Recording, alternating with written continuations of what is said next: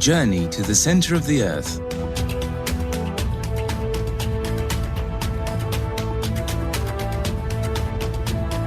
My uncle sat down next to me and spoke with more excitement in his voice.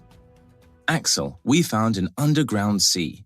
There are trees here and the bones of animals that lived thousands of years ago. When you get better, we are setting off across this sea. Oh, Axel, you can't imagine how happy I am. I could not move much for 2 days.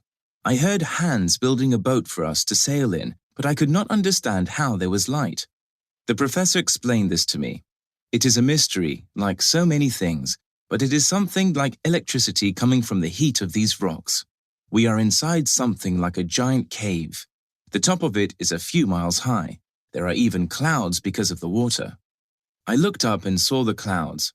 I could not see the top of this cave, but it was difficult to believe that all of this was under the earth. When I felt strong again, I took a walk along the beach. There were shells there from a time before man walked on the earth. I saw the bones of something which looked like a huge elephant. I thought, can things live under the earth?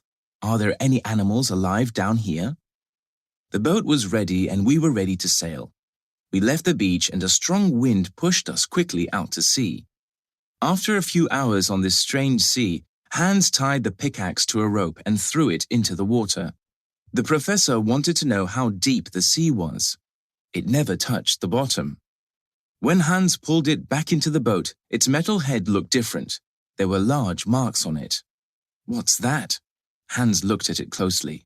Teeth. Teeth? Could something so big live in these waters? The professor looked at his compass.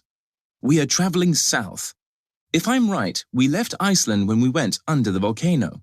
We traveled under the Atlantic Ocean and now we are under Scotland.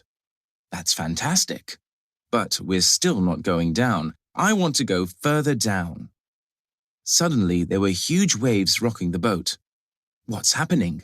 Hans pointed to something dark about a mile away from us. It came closer, and I thought I saw a giant dolphin. I was wrong. It was an alligator. It came closer, and I saw that I was wrong again. It was something with the body of a dolphin and the head of an alligator. It was over 100 feet long. Then I saw a huge snake with a shell on its back like a turtle's. We heard the snake hissing and the dolphin screaming. They both dove under the water. Everything was quiet.